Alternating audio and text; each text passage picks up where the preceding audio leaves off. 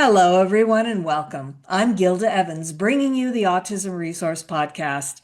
This podcast and the ARP website are your one stop knowledge and resource base for autism and much more. I'm happy to have Seth Besse join me as my guest today. Seth is a builder of systems, technical, human, and societal. As CEO of Undivided, he leads one of the most ambitious efforts in the country to use AI to transform how families navigate disabilities, learning differences, and the maze of public systems. Since 2022, Seth has overseen Undivided's evolution into a true end-to-end platform, combining parent-to-parent expertise with AI-powered guidance, real-time document intelligence, and a scalable human navigator network that supports thousands of households while reaching nearly 1 million parents every year. Welcome, Seth, and thank you so much for taking time to join me and discuss the work that you do. Thanks, Gil. It's great to be here. And I love the concept that we're building this massive AI system. The reality is we're building a massive tool for collective knowledge and using AI as leverage to get that information out to as many parents as we possibly can. So thanks for taking the time and thanks for having me.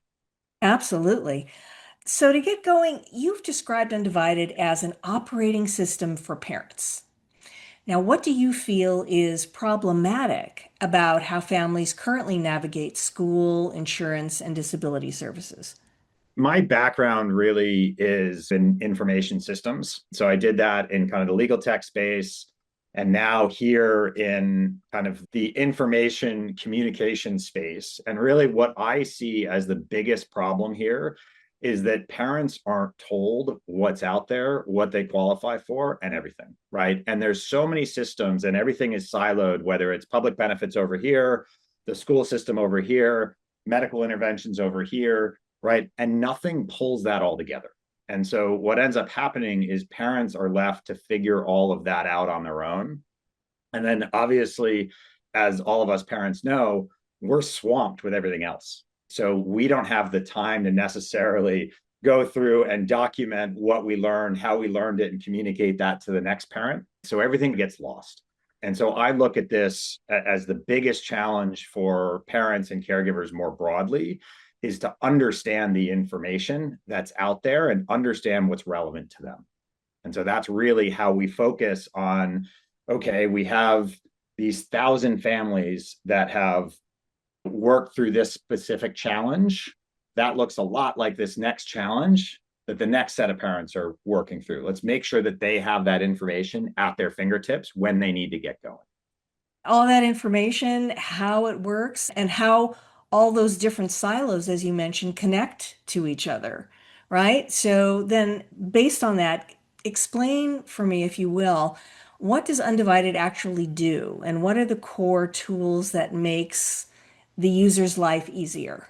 So how Undivided works is we start by bringing a parent in. We ask a few questions about that family, about their child, about what's working, what's not working. And we get to know what that child needs and areas where we might be able to help find support. And then we take that, we run that through an automated process to understand and build out a family's roadmap. So to give an example, a 7-year-old just diagnosed with autism in California, we're going to say, okay, great, let's get you into the regional center. Once you're in the regional center, let's get you the Medi-Cal waiver. Once you have through the Medi-Cal waiver process, let's look into things like IHSS.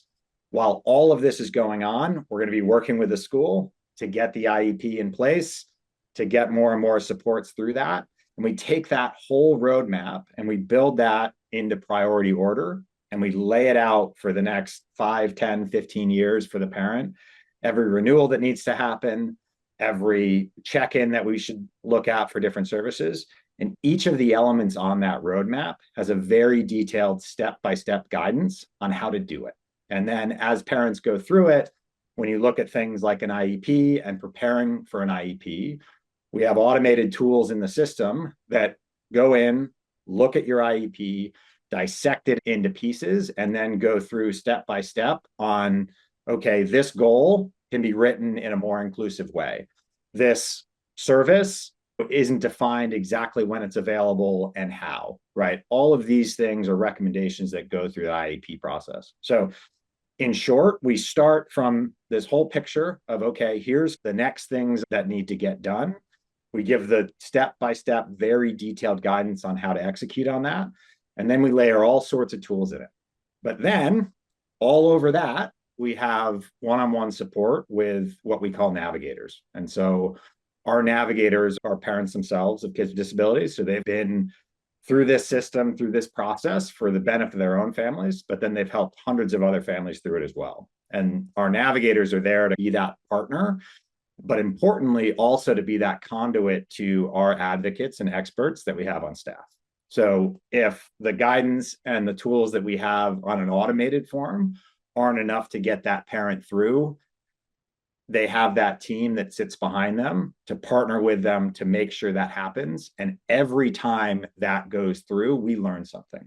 So every time a parent hits a new hiccup, a new speed bump, we document exactly what happened. We get that into the system. So the next parent that hits that same speed bump, we blast it out of the way before they get there. That's fantastic. Now, is your focus mainly in California where you're based, or do you expand into other areas and states as well?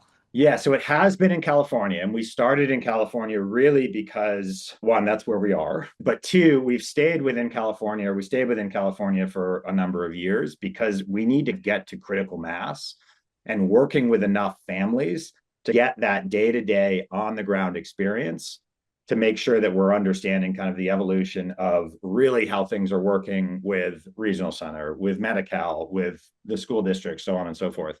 But now that we have the broader tool rolled out, we've rolled it out nationwide. And so nationally, we have thousands and thousands of parents that are using our online resources, that are using our digital binder that sits behind all of it, that are using our IEP assistant analysis. And now we have a whole set of parents that are working with navigators in other states. And so as we work with parents in other states, we're building up that data set.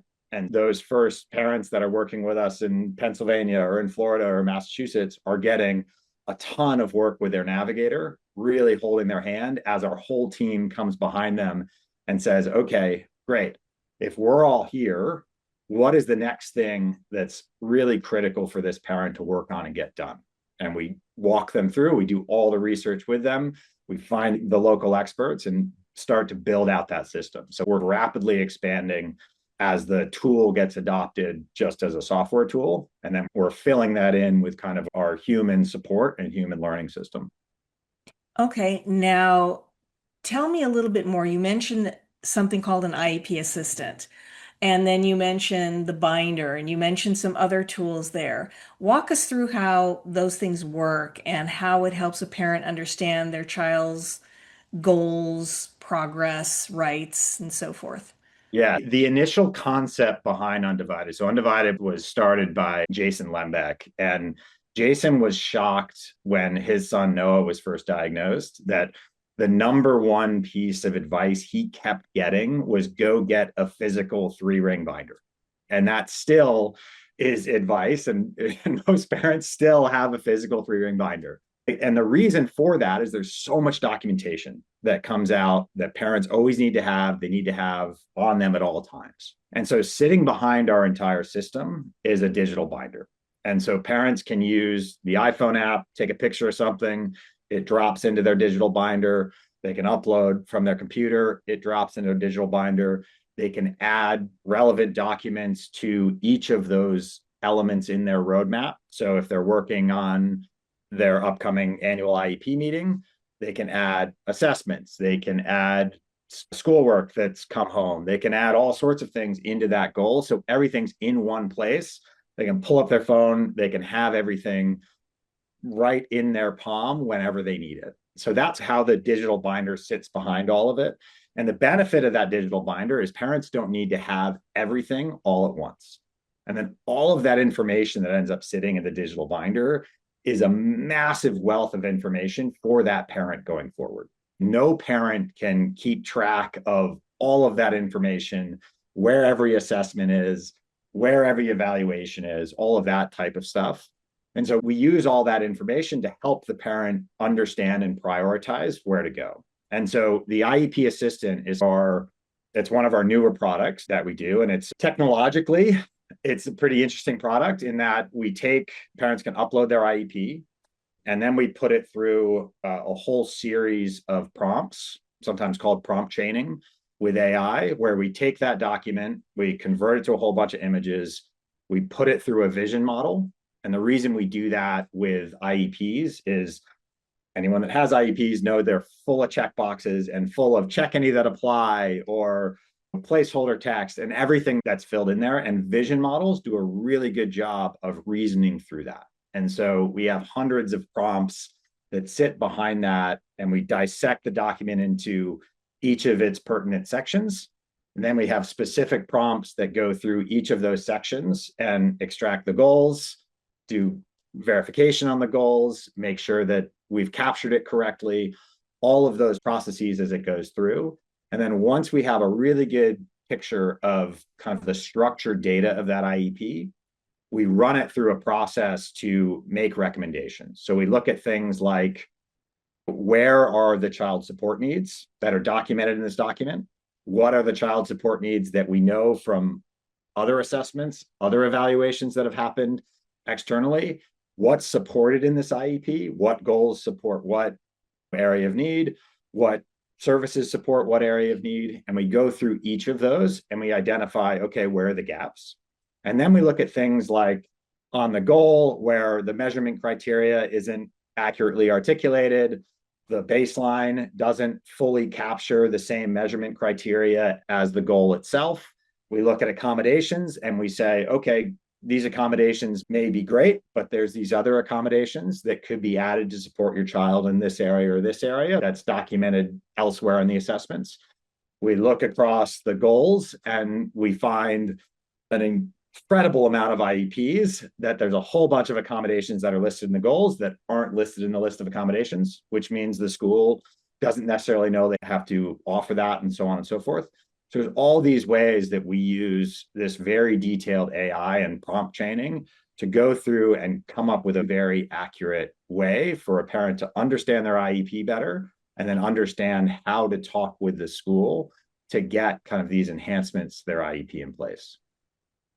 Okay, and are most of your clients still school age? Do you have clients who are also post-secondary and let's say young adults? Yes and yes. We really started with kind of birth to age 18. That's expanded to birth to age 22. But the reality is we have a whole bunch of families that we work with, 25-year-olds, 26-year-olds, 27-year-olds, 28-year-olds. Part of that is because one of the things that we will never do as a company is say best of luck. So when someone ages kind of through transition into adulthood, we're sticking with them and we're working with them. We don't actively take on that many families right now above 22 because we want to make sure, again, that we're getting that critical mass and we're backfilling. So we do work with a whole host of families with kids over 18 and over 22. And as we build up more and more content and more understanding in the best practices there, we'll start taking on more families in those areas. Okay, now you often talk about turning complexity into clarity. What does that look like inside Undivided from day to day? Yeah. One of the biggest issues that I've seen in the communication of information and programs and everything in this space is that they're done and they're written from the program insiders. And that person has full knowledge of the acronyms. They know the inside baseball. Parents don't. And so when a parent gets their first diagnosis, the whole slew of acronyms that's thrown at them is insane. And there is no way they can keep up with it and keep track of it. And so how our system works effectively from the ground level is every piece of content that we write, every step-by-step guide that walks a parent through a process, every description of a specific goal, every recommendation for their IEP is originally written to help that one parent understand that. And so because of that, it's written and then tested for parents to understand it. So we take a system and a process that might have a million steps and be incredibly bureaucratic, and we write it up and we keep iterating through how we describe that, how we walk parents through that until it's clear. And the beauty of having so many parents going through our system at any given point is we get that instant feedback where, hey, I'm stuck on this. I'm not understanding this. The Medicaid office is pushing back on this. And it's how we keep continually honing that system. And so we take that complexity and we make it clear for parents and families so that they can walk through it in a more streamlined, less frustrating, more successful way. We can all do with a little less frustration nowadays. Can't we? That's for sure. Now, you report that nearly 1 million parents engage with your content each year. Yeah. So, what is it about your approach that you feel resonates so deeply with these parents? Yeah. Most of it, as I said, is it's written from the parent's perspective. So most of the information in this space, again, is written by government sources, written by PhD students studying the impact of IEPs. It's not written in an accessible way for families and people that, frankly, have way too much on their plate to read a 75-page document to understand something, right? And there's also a whole bunch of information that's just frankly wrong. And so this is obviously a very nuanced space. And so when parents go on Reddit or Facebook and they talk to other parents and have that, they get their experiences, a lot of them don't necessarily apply. And so parents end up going down all of kind of these rabbit holes or however you want to think about it, figuring out this thing and then realizing it's not necessarily what they need. And so I think a lot of our content and information, again, it's all written in response to parents having questions. So a parent comes to us and asks, hey, I'm struggling with this, or I need help getting these accommodations in the school, and they don't really understand the benefit of it. And we turn around and we write that so that they can understand it and they can ask for it. And because of that content that we push out to the broader internet is incredibly successful in getting into parents and walking them through how to ask for something, how to advocate for something. And that's another piece that's important for us to think about, where if parents go to Claude or Gemini from Google or Google things, all of those AI models on the surface are basically the average of the internet. And so when you look in this space, the average of the internet is often wrong or incomplete. And so a lot of parents get the wrong information, misinformation that then causes their child to go months, years missing out on key services and supports that would make a huge impact. And so our system, all of that content that we write, we publish that out to the world because we want to make sure that more parents are aware of all these systems and all these supports. Because as more parents get aware of these things, when one parent advocates to the school for certain accommodations, that makes the school aware of that accommodation that they weren't before, right? And that might come up in 5 other parents' IEPs. And so it just kind of spreads naturally.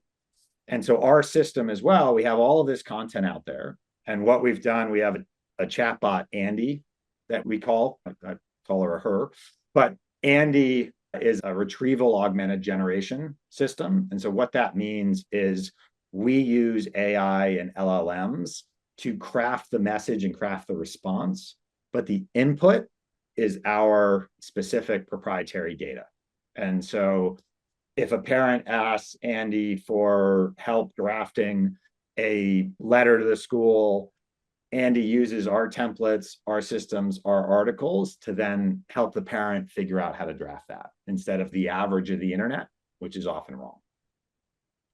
What you're doing sounds absolutely fantastic and sounds like a really valuable tool for a lot of the parents out there. But I do have to ask, Yeah. a lot of parents in our communities are not necessarily wealthy or don't have a lot of spare money because they're spending their money on a lot of other things, a lot of other expenses that they have. If a parent is in need of your service, How do they afford it? Yeah. So let me talk a little bit about why we charge the way we charge. And so we are a for-profit entity. And I, frankly, wanted us to stay that way because I wanted to make sure that our incentives as a business are fully aligned with the families we're helping. And so historically, how we've operated and currently still how we operate is that parents pay a monthly or an annual membership fee to be part of the Undivided system and platform.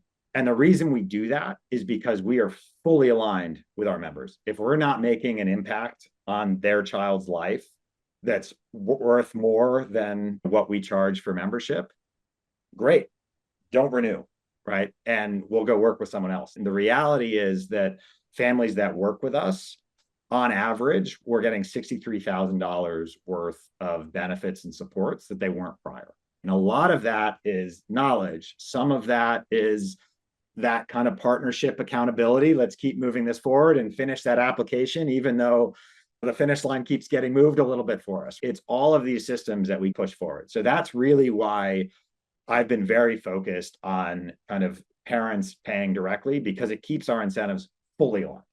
That said, what we have done is we've put in place a scholarship fund through the Walton Family Foundation that allows families to come in who can't afford our membership fee, work on the platform itself, and then also work with a navigator for up to a year covered by the scholarship. And that's one way that we get out to those that can't afford us. Other ways is we've been working with Regional Center in California to fund Undivided through the Regional Center system in California. I would love to say that's been more successful. That's been hard. And just the process and pushing through kind of the Regional Center process of getting approval and that understanding of really what our service is and how we support parents has been really hard. And the best way for us to get through that is to get as many families in California requesting our membership be paid for by Regional Center as possible, because Regional Center and service coordinators and that whole system, the more that they get requests for something, the more that they understand the value and the need for it. All right, fair enough. So at this point, Seth, I have to ask, is there anything that I haven't mentioned that you would like to mention? And also, what do you think is the most important takeaway from our conversation for our listeners? Yeah. So the big thing for me, and when I came into Undivided, I went out and I asked as many parents as I possibly could. We had all sorts of long conversations, and I always made sure to ask two questions. And I've told this story many times. Bear with me if I've told you, Gilda. But I always made sure to ask, what's been the most impactful thing for your child? And when you ask that question, after 15 or 20 conversations, you start getting a couple repeats, right? And so for someone like me that has an information dissemination background, that's okay. There's a set of things here that's not unlimited. If we got to know 50 things, if we got to know 100 things, if we got to know 1,000 things really well, that's something that a lot of parents need. And then the second question I always made sure to ask was, where'd you learn it? And that's the most random set of stories that you've ever heard in your entire life. And that to me tells me that there's no system that directly communicates information out to parents.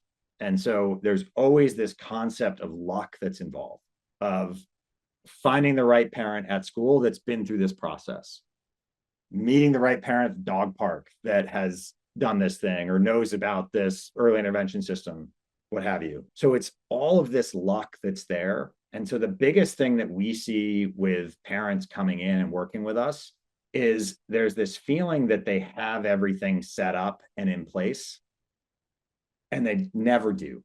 And so you obviously don't know what you don't know. And that's one of the biggest things that is pervasive in this space.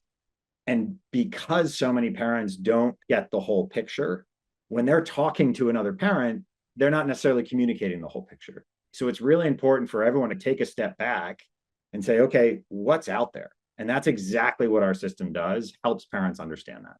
And it always amazes me when we bring in new navigators or new advocates onto staff. And these are incredible advocates themselves who have gone decades being very successful IEP advocates or public benefits advocates or just badass moms.